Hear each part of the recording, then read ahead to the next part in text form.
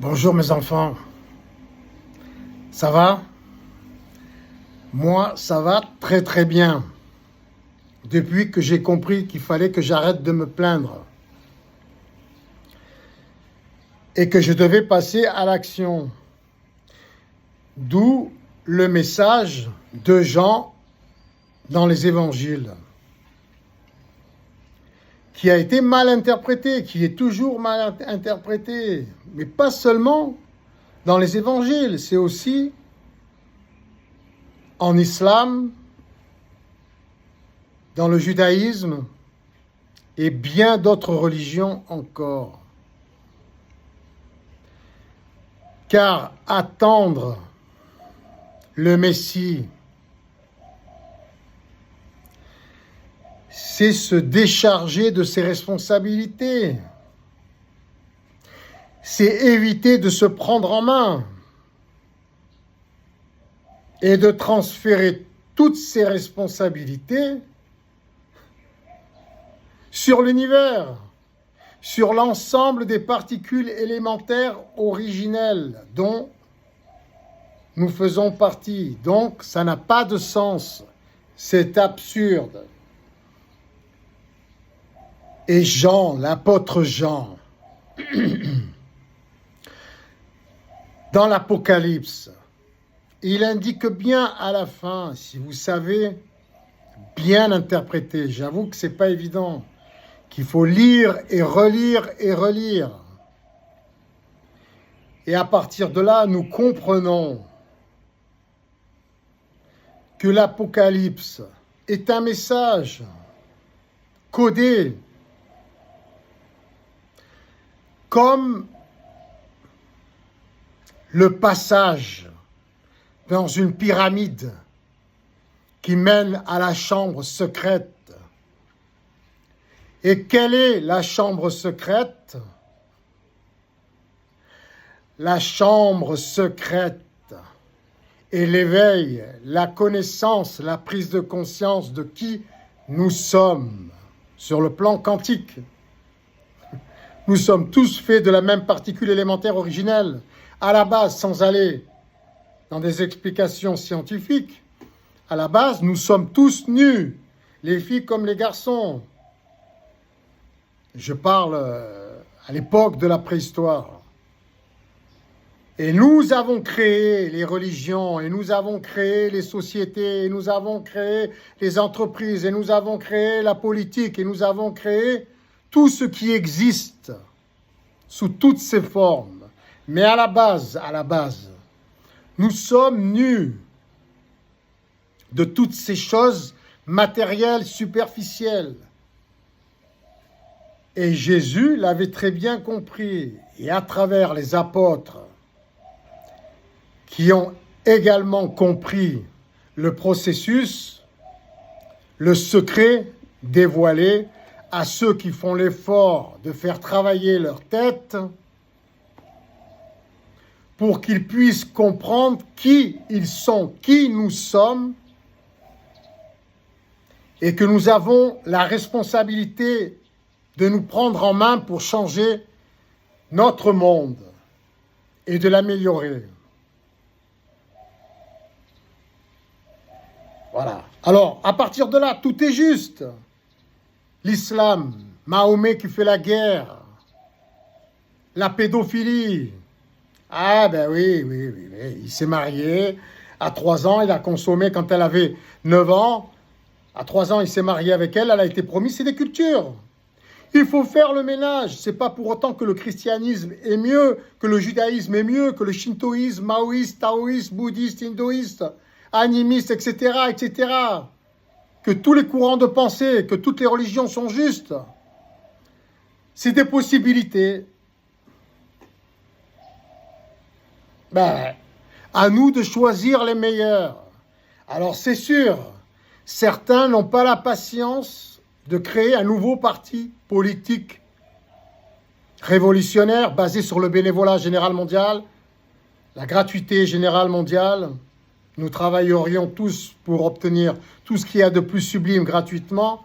Non, d'autres préfèrent des moyens plus rapides, plus radicaux, la guerre, le terrorisme, la violence, les abus, les pollutions, les maltraitances. C'est des possibilités. Rien n'est mauvais. Aucune religion n'est mauvaise quand on sait l'interpréter correctement, quand on sait y faire le ménage, le tri sélectif, spirituel et matériel mis en application concrètement. Et ce ménage, ce tri, cette bonne interprétation doit tous nous conduire, toutes les religions confondues, tous les courants de pensée, toutes les sectes, les associations, les clubs, etc., etc.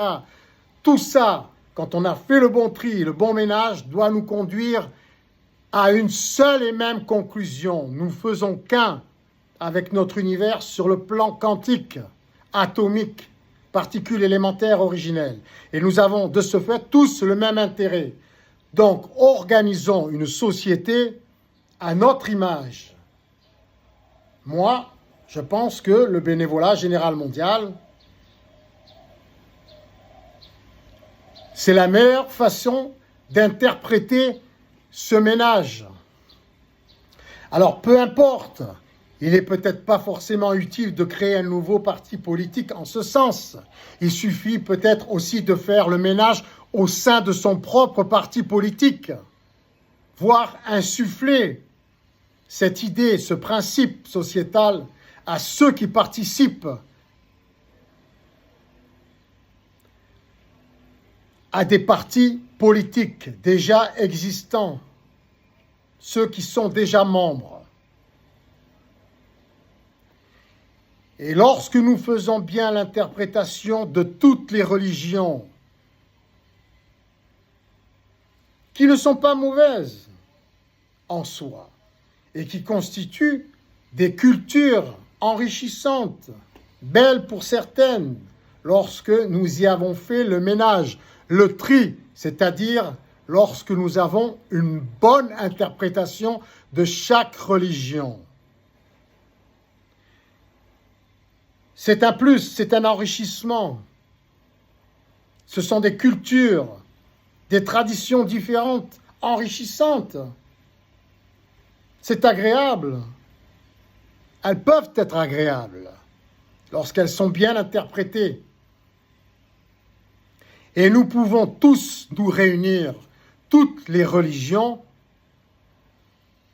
sur un terrain commun, une politique universelle, un principe sociétal universel qui est le bénévolat général mondial organisé intelligemment pour que nous ne soyons plus limités par des budgets pour une créativité personnalisée, spécifique pour chaque être humain, grâce aux nouvelles technologies.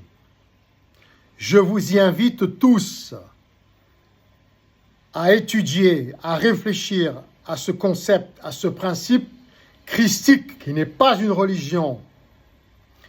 Et à ce sujet, je tiens à préciser que l'Apocalypse, donc imaginé par Jean,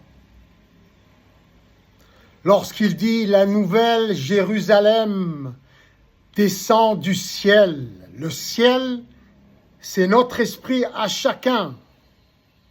Le paradis, c'est notre esprit à chacun. Le royaume de Dieu, le royaume céleste, c'est notre esprit à chacun. Lorsqu'il dit « La nouvelle Jérusalem descendra du ciel », il faut l'interpréter de cette manière. Ce sont les êtres humains qui prennent conscience de qui ils sont. C'est ça la nouvelle Jérusalem. C'est les êtres vivants, c'est les êtres humains, c'est nous tous qui prenons conscience de qui nous sommes et où est notre intérêt. Et les murailles qui l'entourent, ce sont les mères et les pères de l'humanité qui nous protègent, qui nous guident dans la bonne direction, une direction décente, pudique, bien élevée, sensée, saint. Et toutes les pierres précieuses dont sont constituées les portes qui mènent à cette Jérusalem, à cette humanité, à cette nouvelle humanité, toutes ces pierres précieuses, ces perles, sont les qualités humaines que nous devons travailler. Chacun pour créer notre nouvelle société, notre royaume, notre nouveau royaume divin, humain, qui ne font qu'un sur notre terre comme dans tout notre univers, dans tous nos univers, dans toutes nos dimensions. Et dans cette dimension actuelle, dans cet univers actuel,